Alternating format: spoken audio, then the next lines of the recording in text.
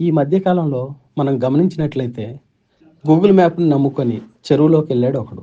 కారుతో నది నడి మధ్యలోకెళ్ళాడు ఇంకొకడు. ఇలాగే చాలామంది చాలా అవస్థలు పడుతుండడం వైరల్ అయిన వీడియోల్లో తరచూ చూస్తూనే ఉంటాం.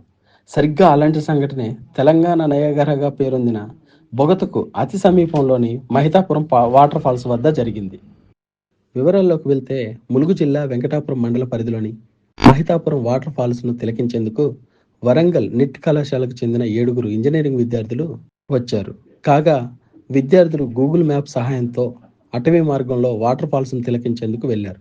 కాగా తిరిగి వచ్చే క్రమంలో రాత్రి కావడంతో వారు తప్పిపోయి అటవీ ప్రాంతంలో చిక్కుకున్నారు. దీంతో విద్యార్థులు 100కు డయల్ చేసి విషయం చెప్పడంతో అప్రమత్తమైన పోలీసులు అటవీ శాఖ అధికారులకు సమాచారం ఇచ్చారు. పోలీసులు సిఐ బండారి కుమార్, ఎస్ఐ తిరుపతిరావులు, అటవీ శాఖ అధికారులు దేవ, ప్రణతి తమ సిబ్బంది సమన్వయంతో విద్యార్థులను గుర్తించి వారిని సురక్షితంగా బయటకు తీసుకొచ్చారు. 8, 8:30 ప్రాంతంలో 100 కాల్ కూడా రావడం జరిగింది. దాంట్లో ఒక 7గురు వ్యక్తులు, 3 ఆడవాళ్ళు, 4 మగ వ్యక్తులు వరంగల్కు చెందిన ఎన్ఐటి స్టూడెంట్స్ మహితాపురం వాటర్ ఫాల్ చూడడానికి రావడం జరిగింది. ఈ క్రమంలో వారు ఎక్కడ ఉన్నారు అనే ప్రాంతాన్ని దారి తప్పిపోవడం వల్ల 100 కాల్ చేయడం జరిగింది. ఈ క్రమంలో వెంటనే మేము మరియు ఫారెస్ట్ డిపార్ట్మెంట్ను అలర్ట్ చేసి వాళ్ళు ఉన్న స్థానాన్ని వెతికి వాళ్ళని బయటికి తీసుకొచ్చేటప్పటికి ఈ సమయం అయింది.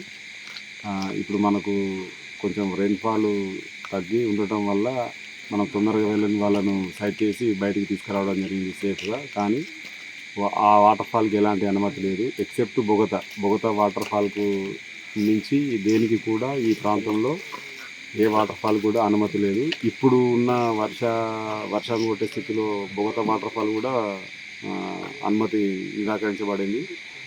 ఈ క్రమంలో ఎట్లాంటి వాటర్ ఫాల్ కానీ వచ్చి ఈ రకమైన ఇబ్బందులు పడి మిస్ అయ్యి అడవి జంతువుల దాడిలో కానీ ఎట్లాంటి ఇబ్బందులు పడకూడదు. ఒకవేళ అట్లా వచ్చినా కానీ వారికి చట్టపరమైన చర్యలు తీసుకోవడం జరుగుతుంది.